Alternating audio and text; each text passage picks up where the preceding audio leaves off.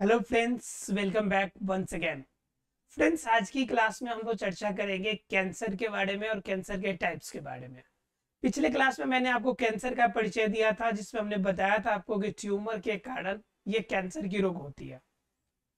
Tumour में हमने बताया था कि दो तरह के ट्यूमर होंगे। एक ट्यूमर से आपको प्रॉब्लम होगी, यानी रोग होंगे, और दूसरे ट्यूमर से आपके लिए कोई प्रॉब्लम नहीं होती है।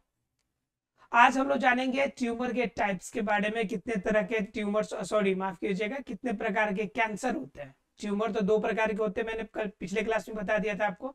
अगर आपने पिछला सेशन ना देखा हो तो प्लीज एक बार जाकर जरूर देखेंगे, ठीक है। जिसमें मैंने आपको बताया था कि वेनाइन और आपका मेलिग्नेंट दो ट्यूमर होते हैं। और वेनाइन जो ट्यूमर होता है वो आपके लिए फायदेमंद होता है। मतलब फायदेमंद नहीं इन द सेंस कि आपको किसी भी तरह की कोई प्रॉब्लम उनसे नहीं होती है। जैसे नॉर्मल मस्सा होता है तो आपके बॉडी में उनसे कोई खास प्रॉब्लम होने नहीं जाती है। तो वेनाइन वो हो गया आपका। और मेलिगेंट जो होता है, जिनकी वजह से अनियमित वृद्धि की वजह से आपके बॉडी के अंदर अलग अलग प्रकार की प्रॉब्लम क्रिएट होती है। तो मेलेगाइंट आपका, मेलिगेंट जो आपका मेन वायरस है, सॉरी माफ कीजिएगा, मेलिगेंट जो मेन आपकी प्रॉब्लम क्रिएट करने वाला जो ट्यूमर है, उनके बारे में हम लोग को जानना है। तो बात ये आती है कि मेलिगेंट ट्यूमर को तो हमने चर्चा किया आपसे कि वह अलग अलग प्रकार की वर्णन करेगा, अलग अलग प्रकार की वो वृद्धि करेगा। जैसे मान लीजिए कि ये आपका वायरस है या कोई भी कोशिका है जिनकी वजह से आपकी बॉडी के अंदर प्रॉब्लम हो रही है, तो ये अनियमित आकार का करेगा। तो कभी ये बड़े आकार का निकलेगा, कभी इनसे कोशिका आपका छोटे आकार की बनेगी। अलग अलग रूप में आकार का जो अनियमित अनियमित वृद्धि, अनियमित वृद्धि, और क्या होगा, अनियमित आकृति में वृद्धि, और अनियमित आपका क्या होगा, कोशिका विभाजन, अनियमित कोशिका विभाजन, ठीक है। इन सभी के कारण ये सभी प्रॉब्लम आपको देखने को मिलता है। क्लियर है। तो इन वजह से आपका नियमित कोशिका विभाजन की वजह से, नियमित वृद्धि की वजह से प्रॉब्लम देखने को मिलता है। अब बात आती है कि ये सभी बातें हम लोगों ने पिछले क्लास में भी आपसे बता ही दिया, ठीक है। अब बात आती है कि जो कैंसर रोग है वो कैंसर कितने तरह के होते हैं, कैंसर कितने प्रकार के होते हैं। कैंसर मैंने बताया कि बॉडी के लगभग लगभग सभी पार्टों में कैंसर होते हैं। तो कैंसर जगह स्थिति के आधार पर हम लोगों ने कैंसर को 5 प्रकार के भागों में बांट दिया। कैंसर कितने तरह के, 5 तरह के। 5 तरह के कैंसर कौन, पहला तो है शार्कोमा। कौन सा कैंसर है, शार्कोमा। ये पहले टाइप्स का कैंसर है। और पहले टाइप्स का यह कैंसर जो है बॉडी के आपको हड्डी वाले भाग में, अर्थात कि अस्थि वगैरह भाग में होता है। अस्थि का कैंसर होता है। जेनरली सार्कोमा जो होता है सबसे कम मात्रा में होने वाला कैंसर है। लगभग समझिए कि लगभग 1% आपकी कैंसर, जितने अगर 100 कैंसर होते हैं, अगर 100 की मरीज है तो उसमें से एक ही ऐसे मरीज होंगे जिनको सार्कोमा की प्रॉब्लम होगी। अर्थात कि अस्थि का जो कैंसर है वो बहुत कम लोगों को होता है, ठीक है। तो इसके अंदर सिर्फ अस्थि नहीं हो जाएगा, चर्बी भी हो जाएगा, स्किन कैंसर भी हो जाएगा। आपको पता होगा कि जो कैंसर होता है, कैंसर वास्तव में होने के रीजंस क्या होते हैं कि बाहरी रूप से किसी भी रूप में परिवर्तन हो जाए। हालांकि आगे चर्चा करना है इसके कारण पे, लेकिन मैं आपको बता दूं कि उत्परिवर्तन हो जाए, कोशिका के डीएनए, जीन, इन सभी में किसी भी तरह से परिवर्तन हो जाए तो होगा कैंसर। या फिर क्या हो जाए कि किसी भी तरह से कोई विकिरण पड़ जाए, कोई भी रेडिएंट बॉडी के अंदर आ जाए। रेडिएंट कैसे आएगा, आप जरा सोचिए कि एक अंगुली है, सिंगल सी अंगुली। इस अंगुली को आप बार बार क्या करा रहे हैं, बार बार एक्सरे करा रहे हैं। इस पे अल्फा किरणें बार बार पड़ रही है, एक्स किरणें बार बार जा रही है इसके अंदर। और जनरली एक बार एक्स किरणें जब बॉडी के अंदर जाती है तो जिस सेल से होकर जाती है उस सेल को मार देती है, और बगल वाले सेल को अनियमित आकार, अनियमित रूप से प्रभावित करती है। अगर लगातार एक ही पॉइंट पे अगर 5-7 बार से ज्यादा बार अगर आपने करा लिया, अगर वो एक्सरे भी, तो उसके अंदर भी कैंसर होने के चांसेस आपकी लगभग 90% बढ़ जाएगी। 90% चांसेस होगा कि उस भाग में कैंसर हो जाएगा। इसलिए एक्सरे ज्यादा करना भी आपके लिए हानिकारक है। एक्सरे पता लगाने के लिए जरूर होता है, लेकिन आपके लिए हानिकारक भी, क्योंकि रेडिएंट आपका रिलीज करेगा। और जहां पर रेडिएंट आपके बॉडी के अंदर गया तो आपके सेल को नुकसान पहुंचाएगा, और जिस सेल से होकर रेडिएंट जाएगी उस सेल को तो नष्ट कर देगा, लेकिन अगल बगल वाले जितने पार्ट होंगे सभी को क्या करेगा, वो नुकसान पहुंचाएगा। तो ध्यान रखिएगा। तो जितना आपका अस्थि वाला, अस्थि है, चर्बी है, ठीक है, या फिर आपका त्वचा का कैंसर है, त्वचा का कैंसर है, ये सभी किसके अंतर्गत आते हैं, ये सार्कोमा के आते हैं। ठीक है, किसके अंतर्गत आते हैं, सार्कोमा में। अब अगला होता है लिम्फोमा। अगला कौन होता है, लिम्फोमा। लिम्फोमा का मतलब होता है कि आपका जो लसिका के अंदर होने वाले हो, लसिका में जो कैंसर होता है, ये भी देखने को मिलता है कि लसिका में जो कैंसर होगा क्या होगा, आपका लिम्फोमा होगा। तो दो हो गए आपका सार्कोमा सबसे कम, उनसे ज्यादा होता है आपका लिम्फोमा की मात्रा, अर्थात लिम्फोमा रोग जो होगा, लिम्फोमा जो कैंसर होगा, सार्कोमा से कहीं ज्यादा चांसेस होगा कि आपको लिम्फोमा का कैंसर हो जाए। उसके बाद होता है कार्सिनोमा, सबसे बड़ा, सबसे बड़ा होता है कार्सिनोमा।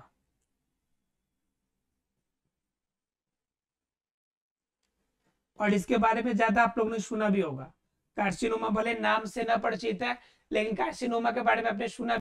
ये बॉडी के एपिथेलियम टिश्यूज के अंदर होने वाले रोग है। मतलब एपिथेलियम तो है जिनसे आपकी त्वचा बनेगी, अर्थात की नई त्वचा जहां से निकलती है वो एपिथेलियम टिश्यूज में, अर्थात जो आपके एपिथेलियम टिश्यूज होंगे, एपिथेलियम टिश्यू के अंदर ये सब रोग होगा। एपिथेलियम टिश्यू में ये रोग होगा, कौन, कार्सिनोमा। क्लियर है।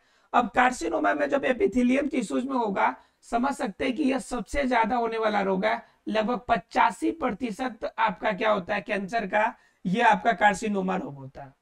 क्योंकि हम लोग कैंसर, अब हम लोग एक्सरे कराने से बाहर जाते नहीं है, कंटिन्यू एक्सरे कराएंगे, रेडिएंट के संपर्क में आएगा। उत्परिवर्तन के ज्यादा चांसेस बाहरी वातावरण के प्रभाव की वजह से बाहरी त्वचा के ऊपर ज्यादा होती है। तो उस कंडीशन में आपका कार्सिनोमा जो होता है, ये जो आपका कैंसर होता है, ये आवश्यकता से अधिक यानी कि ज्यादा बार होने का चांसेस कार्सिनोमा कैंसर है। ठीक है। अगर तीसरे कैंसर हो गए तो चौथे कैंसर की बात करेंगे, लाइपोमा, लाइपोसा, लाइपोसा। ठीक है, चौथा क्या हमारा, लाइपोसा। लाइपोसा कहां पे होगा, तो वसा उत्तक के ऊपर होगा। कहां पे होगा, जहां पर वसा उत्तक आपको देखने को मिलेगा। तो वसा उत्तक वाले भाग, जैसे मान लीजिए कि चर्बी वाले भाग, मैंने बताया इसमें कि चर्बी वाले भाग में ये रोग होगा सार्कोमा, और फिर मैं कह रहा हूं कि वसा उत्तक में होगा। तो वसा उत्तक और चर्बी क्या एक ही है, लगभग लगभग एक ही है, चर्बी और वसा उत्तक लगभग लगभग एक ही है। तो जब इसमें चर्बी में अगर हो सामान्य तो सार्कोमा कहलाएगा, लेकिन उसके वसा उत्तक के फॉर्म में आ जाए और तब हो तो ये आपका क्या होगा, लाइपोसा कहलाएगा। क्लियर है। और आखिरी एक होता है ल्यूकोमिया, ल्यूकोमिया, ल्यूकोमिया। तो ल्यूकोमिया कहां पे होगा, तो ल्यूकेमिया आपके ब्लड के अंदर होने वाले कैंसर है, जिसे हम लोग कहते हैं ब्लड कैंसर। ब्लड कैंसर, जब ब्लड में कैंसर होगा तो उसे हम लोग क्या कहेंगे, ल्यूकोमिया कहेंगे। और ब्लड कैंसर सबसे खतरनाक होता है।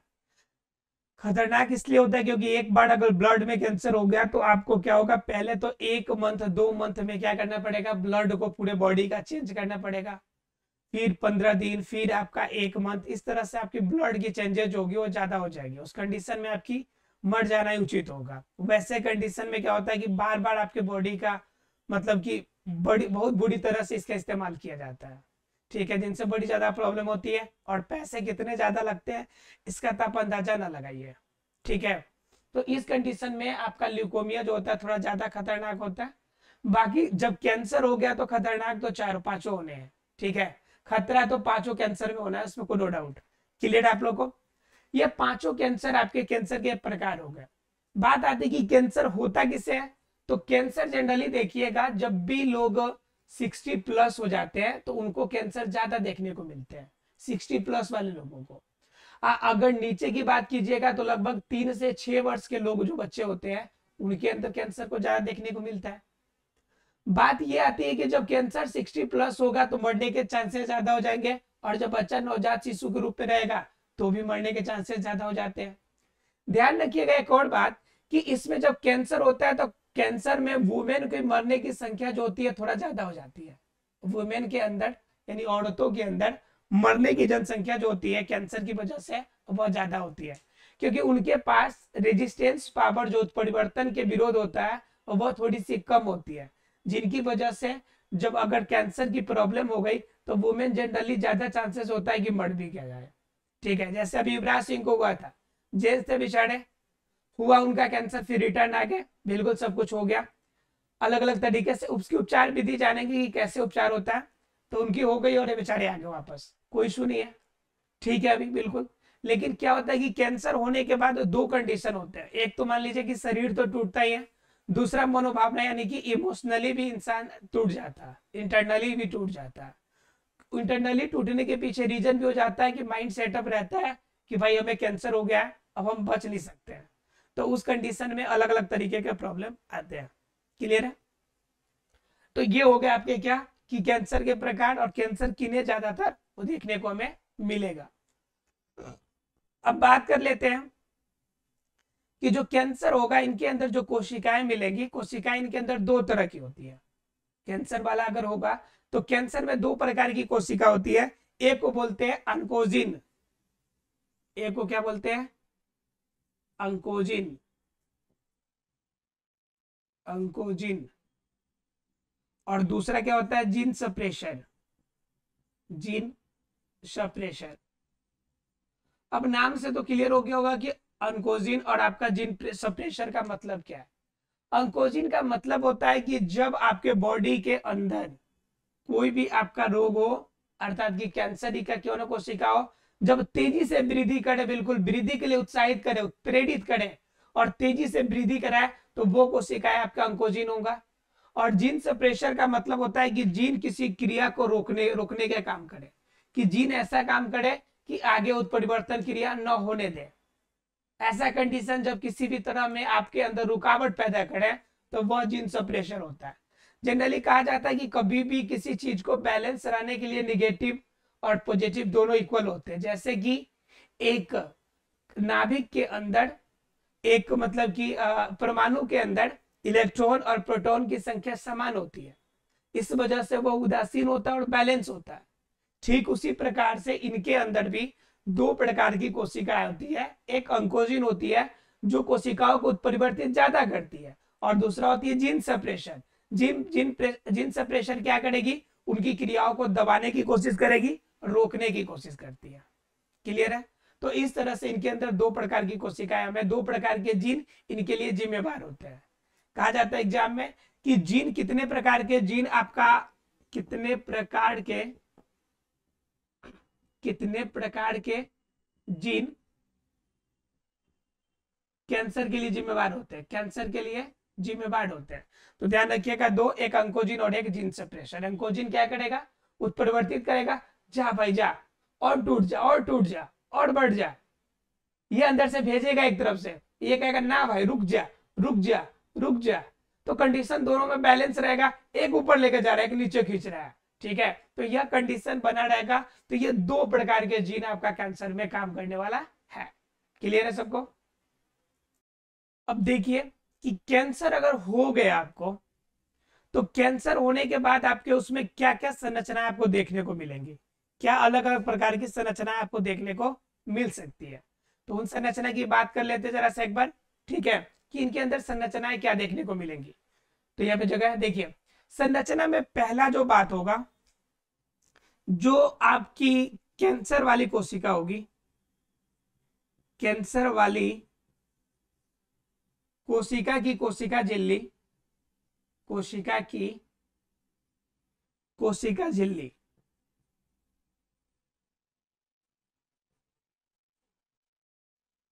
कोशिका झिल्ली अनियमित आकार से बढ़ेगी, अनियमित आकार से बढ़ेगी।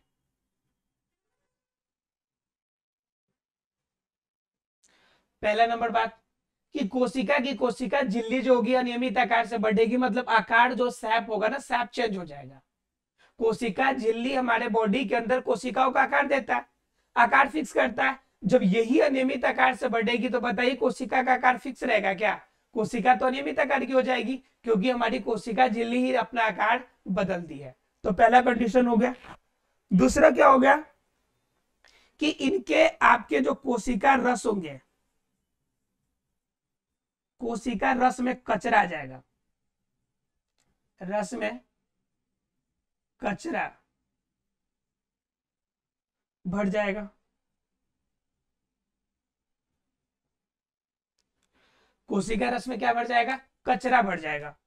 अब कचरा भरने का मतलब क्या हो गया कि इनके अंदर बेकार पदार्थ, अवांछित पदार्थ अंदर आ जाएंगे, अंदर वृद्धि होगी, अवांछित या बेकार पदार्थ होगी।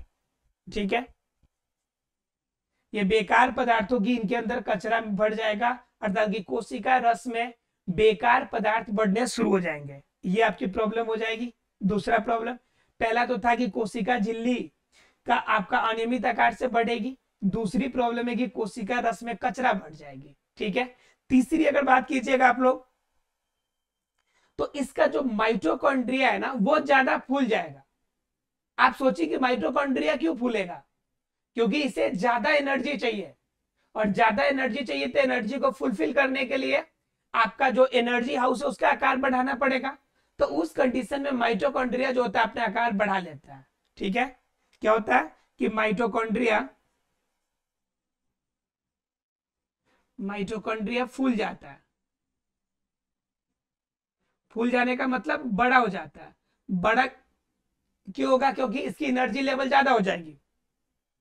कोशिका झिल्ली अनियमित आकार की हो गई, कोशिका रस में कचरा बढ़ गया, अब सभी को एनर्जी चाहिए और पूरे बॉडी को बैलेंस करना है, अर्थात पूरी कोशिका को बैलेंस करना है। तो पूरी कोशिका को बैलेंस करने के लिए हमें क्या चाहिए? एनर्जी का लेवल हाई चाहिए। तो एनर्जी का लेवल हाई कहां से मिलेगा? जहां पे माइटोकॉन्ड्रिया जो होगा अपना लेवल हाई कर देगा, जहां पे माइटोकॉन्ड्रिया आपका बेहतर तरीके से काम करना शुरू करेगा। तो कह रहा है कि माइटोकॉन्ड्रिया फूल जाएगा और माइटोकॉन्ड्रिया का लेवल थोड़ा सा क्या हो जाएगा? हाई हो जाएगा। क्लियर है फ्रेंड्स? चलिए बात करते हैं चौथे की। चौथा डिवीजन देखिए, अब माइटोकॉन्ड्रिया फूल गया, चौथा प्रॉब्लम क्या होगा इसके अंदर कि चौथा प्रॉब्लम ये होगा कि केंद्रक बढ़ जाएगा, केंद्रक का आकार बढ़ेगा, आकार बढ़ जाएगा। आकार बढ़ने के पीछे रीजन है कि मान लीजिए कि देखिए माइटोकॉन्ड्रिया बढ़ा है, माइटोकॉन्ड्रिया बढ़ गया, माइटोकॉन्ड्रिया के अंदर एनर्जी ज्यादा निकलेगी, ऊर्जा ज्यादा निकलेगी, आपको एनर्जी ज्यादा निकलेगी। तो बॉडी को बैलेंस करने के लिए, बॉडी को बैलेंस करने के लिए हेड ऑफ डिपार्टमेंट को तो बड़ा होना पड़ेगा ना। तो बॉडी को बैलेंस करने के लिए आपका क्या होगा कि केंद्रक जो होता है, केंद्रक का आकार बड़ा हो जाता है। केंद्रक का आकार क्या हो जाता है? बढ़ जाता है। केंद्रक का आकार बढ़ गया। अब केंद्रक का आकार बढ़ा तो इसको देखकर अनियमित वृद्धि शुरू हो गई, तो केंद्रिका बढ़ जाती है, केंद्रिका का आकार बढ़ जाता है, केंद्रिका का आकार बढ़ जाना। अब केंद्रिका की आकार बढ़ जाना, अब इसी बात को सिर्फ आप उल्टा कीजिए, ऑटोमेटिकली सबका रीजन मालूम चलेगा। देखिए ध्यान से, ये सेल हो गया आपका, ठीक है, और ये सेल के अंदर ये कोशिका हो गई। ठीक है, अब जरा गौर कीजिएगा कि मान लीजिए कि केंद्रिका का आकार बढ़ा, ये हमारा केंद्रिका है,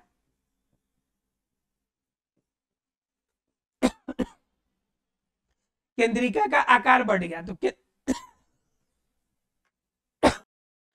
देखिए जरा गौर कीजिए, केंद्रिका का आकार बढ़ गया आपका। केंद्रिका के आकार बढ़ने के कारण क्या होगा कि ये केंद्रक का आकार बढ़ेगा, ये केंद्रक बढ़ गया। अब केंद्रक बढ़ गया तो इसके कारण क्या हो गया कि इसके ऊर्जा ज्यादा चाहिए, तो माइटोकॉन्ड्रिया का आकार बढ़ गया, माइटोकॉन्ड्रिया बढ़ गया, पूरे बॉडी को एनर्जी भी ज्यादा मिलेगी अब पूरे कोशिका को। अब जब इन सभी का काम वृद्धि हो गया तो बताइए कोशिका झिल्ली अपने से बढ़ेगी कि नहीं बढ़ेगी? तो कोशिका झिल्ली का आकार आकृति बदल गया। ओवरऑल देखा जाए तो यह अनियमित आकार की कोशिका परिवर्तन के कारण ही आपके बॉडी के अंदर यह जो कैंसर की प्रॉब्लम है शुरू होती है। या कोशिका में परिवर्तन सिर्फ किसी एक भाग में परिवर्तन से नहीं है, बल्कि शरीर के बहुत सारे हिस्सों में आपकी यह परिवर्तन देखने को मिलती है, और इसी परिवर्तन के फलस्वरूप कैंसर का रोग होता है, अर्थात कि ट्यूमर होता है। क्लियर है? अब ये तो जान लिए कि भाई ये हो गया, हमने ये जान लिया कि ये परिवर्तन हो गया, लेकिन बात ये आती है कि ये रोग उत्पन्न करने वाला जो वायरस होगा, जो विषाणु होगा, वो कौन होगा? तो विषाणु कैंसर उत्पन्न करने वाले अलग अलग कैंसर के अलग अलग रूप में होते हैं। तो देखिए, ये जो वायरस के कारण, जिस वायरस के कारण ये रोग होगा, उस रोगों में क्या आ जाएगा आपका, उस रोग के अंदर आ जाएगा आपका मिक्सो वायरस। कौन virus? Myxo virus. Myxo virus की वजह से होगा। उसके अलावा आपका पिलियोमा की वजह से भी होगा, पिलियोमा की वजह से भी आपका ये रोग होगा। तो कहने का मतलब क्या है कि बहुत सारे ऐसे वायरस मिलेंगे जिनके वजह से ये आपके इनके अंदर परिवर्तन होगा, ये कैंसर उत्पन्न करने वाले वायरस होंगे। लेकिन ये समझिए कि ये वायरस सिर्फ नाम मात्र के होंगे जो आपके बॉडी के अंदर जाएंगे। दरअसल ये रोग उत्पन्न होंगे आपके बॉडी के अंदर होने वाले अनियमित आकार की वृद्धि से, जिसे यह उत्परिवर्तित करेगा, जिसमें यह प्रभाव डालेगा, उनके वजह से परिवर्तन उत्पन्न होगी और आपके बॉडी के अंदर यह क्रिया शुरू हो जाएगी। क्या होगा कि ये बॉडी के अंदर जाने के बाद जो डीएनए का डुप्लीकेशन है, जो डीएनए से एक डीएनए के डुप्लीकेशन होकर दूसरी डीएनए बनती है, मैंने आपको डुप्लीकेशन और रेप्लिकेशन दोनों बताया था, ठीक है, अर्थात डीएनए की उत्पत्ति कैसे होती है इस बात में। तो क्या है कि जब डीएनए का डुप्लीकेशन होगा तो उसमें आपका यह मिक्सो वायरस और पिलियोमा की वजह से आपकी अलग अलग रूप में परिवर्तन देखने को मिलेगा। तो ये परिवर्तन आपको किसमें मिलेगा? ये मिलेगा मिक्सो वायरस और पिलियोमा की वजह से, ठीक है। और यह जो रोग होते हैं यह कैंसर उत्पन्न करने वाले वायरस के रूप में जाने जाते हैं, ठीक है। अब जान लेते हैं कि ये वायरस जब जाएंगे बॉडी के अंदर तो क्या क्या प्रॉब्लम होगी और किन की वजह से यह रोग उत्पन्न होगी। तो मैंने तो आपको एक बता दिया कि आपका एक पहला रीजन तो है उत्परिवर्तन का रीजन। कौन सा रीजन है? उत्परिवर्तन का रीजन, कि आपके बॉडी के अंदर अगर कोशिकाओं में म्यूटेशन होगा। देखिए, तो इसके रीजन में मैंने बताया था, पहला बताया था कि म्यूटेशन आपके कोशिका में हो जाए। म्यूटेशन का मतलब आपके कोशिका के अंदर उत्परिवर्तन की क्रिया हो जाए, उत्परिवर्तन हो जाए। तो उत्परिवर्तन की क्रिया अगर होगी उसके अंदर तो उत्परिवर्तन के कारण प्रॉब्लम शुरू होगी, पहला रीजन। दूसरा रीजन है कि उत्परिवर्तन अगर ना हो तो बढ़ते बढ़ते उम्र के हिसाब से होगा, बढ़ते उम्र के हिसाब से, बढ़ते उम्र के हिसाब से आपके कोशिका में परिवर्तन दिखेगी, कोशिका में परिवर्तन आएगा। और इस कोशिका में परिवर्तन जो आएगा, इसी कोशिका में परिवर्तन की वजह से क्या हो जाएगी कि आपको ये कैंसर की प्रॉब्लम हो जाएगी। तो दो तरीके हैं, एक तो परिवर्तन और दूसरा हार्मोनल सिद्धांत के कारण, ये हार्मोनल प्रॉब्लम के कारण, हार्मोनल समस्या के कारण आपको ये प्रॉब्लम देखने को मिलेगा। क्लियर है? तो ये दो विधि है, दो विधि के तरीके से क्या हो जाएंगे जी, आपको ये परिवर्तन देखने को हमें मिलेगा। एक तो हार्मोनल और दूसरा हमारा क्या हो जाएगा, ये हो जाएगा म्यूटेशन। क्लियर है? अब बात आती है कि प्रॉब्लम हो गया, अब निदान की बात कर लेते हैं, थोड़ा सॉल्यूशन की बात कर लेते हैं कि रोग कैसे ठीक होंगे, रोग का निवारण कैसे होगा, रोग का निवारण कैसे होगा, हम रोगों से अगर हो गया तो बचेंगे कैसे। तो बचने का रीजन क्या है आपका? पहला तरीका क्या है कि जो मेलिगेंट कोशिका है, जिनकी वजह से यह प्रॉब्लम हुई है, उस मेलिगेंट कोशिका को क्या करेंगे, जो ट्यूमर आपका निकल रहा है मेलिगेंट कोशिका की वजह से, इसको नष्ट कर दिया जाए, नष्ट कर दिया जाए। पहला तरीका तो यह है कि जो मेलिगेंट है कोशिका उसको नष्ट कर दीजिए। मेलिगेंट नष्ट हो जाएगी तो नए रूप में जो आपका कोशिका में परिवर्तन देखने को मिलेगा वो नहीं दिखने को मिलेगा और कैंसर का प्रॉब्लम सॉल्व। पहला तरीका। दूसरा तरीका क्या है कि जब भी आप रुधिर का सेवन करें या किसी भी तरह से हो तो रुधिर का लसिका का प्रॉपर जांच होना चाहिए, लसिका का जांच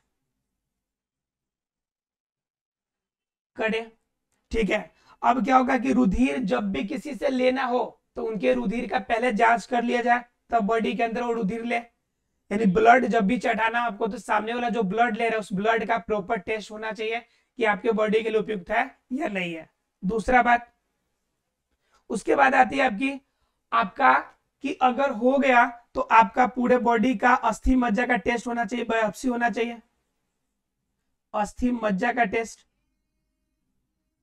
अस्थि मज्जा का टेस्ट होना चाहिए। अगर हुआ है तो रुधिर लसिका का टेस्ट होना चाहिए, अस्थि मज्जा का टेस्ट होना चाहिए। अब सोच रहे होंगे आप लोग कि अस्थि मज्जा का टेस्ट क्यों कराना भाई, तो अस्थि मज्जा से ही तो आपके रेड ब्लड सेल बनेंगे, आरबीसी। तो जो नया परिवर्तन होने वाला है ब्लड के अंदर वो हमें कहां से इंफॉर्मेशन मिलेगा, अस्थि मज्जा से। इसी को कहा जाता है बायोप्सी रिपोर्ट, बायोप्सी रिपोर्ट। तो बायोप्सी रिपोर्ट जो होगा आपका किसके टेस्ट से मिलेगा, अस्थि मज्जा के टेस्ट से हमें देखने को मिलेगा। इसके अलावा पूरे बॉडी का टेस्ट भी होता है जिसे सीटी स्कैन कहते हैं आप लोग, जिसे कहते हैं हम लोग क्या, सीटी स्कैन के नाम से जानते हैं। पूरे बॉडी का स्कैन होना चाहिए कि बॉडी के किस पार्ट में कौन सा प्रॉब्लम होने वाला है, तो सीटी स्कैन एक हो गया। इसके अलावा क्या होता है जी कि बॉडी के अंदर जिस भी पार्ट में आपको डाउट हो उस पार्ट का आप क्या करा लीजिए, एक्सरे करा लीजिए, सीटी स्कैन कराइए, एक्सरे कराइए। अगर प्रॉब्लम हो जाता है, अगर लगे कि इस पार्ट में प्रॉब्लम है, अगर ज्यादा टफ हो जाएगा, ठीक है, तो उस समय कीमो का इस्तेमाल किया जाता है। कीमो का इस्तेमाल करने का मतलब है कि कोशिका का रिप्लेसमेंट। कीमो का इस्तेमाल करने का मतलब क्या होता है कि आपका क्या होगा कि आपका जो कोशिका जिस कोशिका में होगी उस कोशिका को डिस्प्लेस करके उसके जगह पे दूसरी कोशिका का इस्तेमाल करना है, ठीक है। तो कीमो का इस्तेमाल किया जा सकता है, ठीक है। तो ये कुछ तरीके हैं जिन तरीके से हम क्या कर सकते हैं कि इनके बारे में पता लगा सकते हैं और इनका निवारण किया जा सकता है। अगर प्रॉपर तरीके से सीटी स्कैन, रुधिर जांच, अस्थि मज्जा, कीमो का इस्तेमाल किया जाए, मैलिगेंट कोशिका को नष्ट कर दिया जाए तो कैंसर से बचा जा सकता है, ठीक है।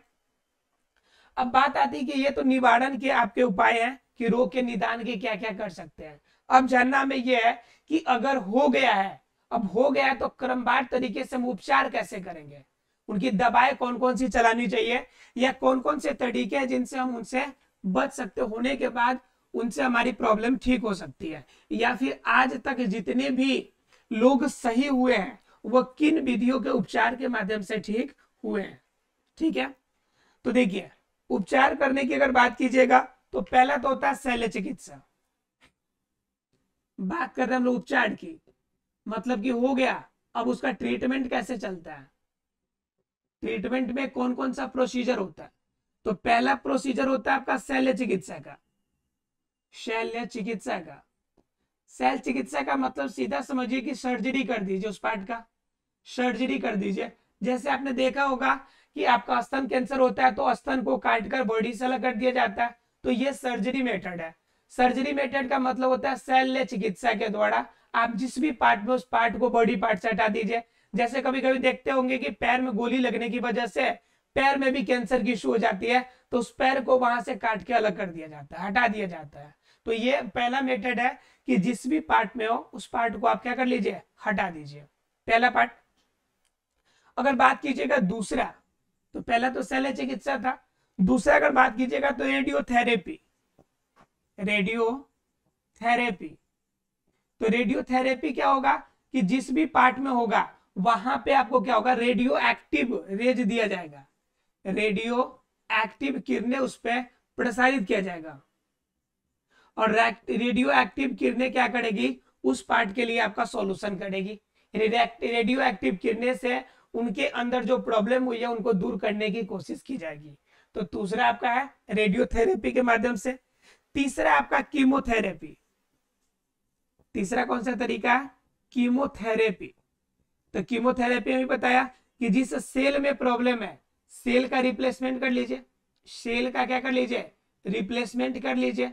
इससे आपने सुना होगा कि कीमोथेरेपी में कीमो चढ़ाया जाता है, ठीक है। कीमोथेरेपी में क्या किया जाता है कि आपका, ठीक है, तो क्या होगा कि आपने सुना होगा कि कीमो चढ़ाया जाता है। तो कीमो चढ़ाने का मतलब होता है कि बॉडी के अंदर जो आपका स्वाभाविक रूप से ऑटो इम्यून की वजह से जो ये प्रॉब्लम शुरू होती है, फिर से अंदर की इम्यून सिस्टम की वजह से कैंसर की जो प्रॉब्लम होती है, तो उनको रोकने वाली अलग से आपकी कैंसर विरोधी आपकी क्या होगी, दवाएं दी जाएगी जो कि सेल के रिप्लेसमेंट करेगी। मतलब कोशिका के अंदर जो प्रॉब्लम हुई है, कोशिका के अंदर जो ऑटो इम्यून की वजह से प्रॉब्लम हुई है, उसको वो परिवर्तित कर देगा। तो उस कंडीशन में आपका कीमोथेरेपी है। तो ये कुछ आपके तरीके जिनके माध्यम से क्या कर सकते हैं आप कैंसर से बच सकते हैं। ठीक है, इसके अलावा क्या आपका कि एक चौथा होता है इम्यूनोथेरेपी, एक और होता है आपका इम्यूनोथेरेपी। तो इम्यूनोथेरेपी क्या करेगा कि आपके बॉडी के अंदर इम्यून सिस्टम को बढ़ाएगा, जिनकी वजह से ये रोग हुआ है ऐसा रोग ना हो, ऐसी इम्यून सिस्टम आपके बॉडी के अंदर बाहर से दिया जाएगा। तो इससे हम लोग कहते हैं इम्यूनोथेरेपी। तो ये क्या हो गया आपके टोटल 4 पार्ट हो गए जिनके माध्यम से हम इसका उपचार कर सकते हैं। आशा फ्रेंड्स कैंसर के बारे में आपको क्लियर हो गया होगा, कैंसर क्या होता है, कैसे होता है, भोली बातें समझ गए होंगे। ठीक है, अगली क्लास में हम लोग जानेंगे व्यसन जनित रोग, और व्यसन जनित रोग में के साथ ही हमारा ये चैप्टर जो होगा समाप्त हो जाएगा। ये आखिरी टॉपिक होगा व्यसन जनित रोग। व्यसन जनित का मतलब होता है किसी चीज की लत लग जाती है, होती है ना लत लग जाना। जब बुरी आदत आपके बॉडी के अंदर जब पड़ जाती है तो बुरी आदतों को हम लोग क्या कहते हैं, लत कहते हैं। चलिए मिलते हैं अगले क्लास में, तब तक के लिए thank you very much friends.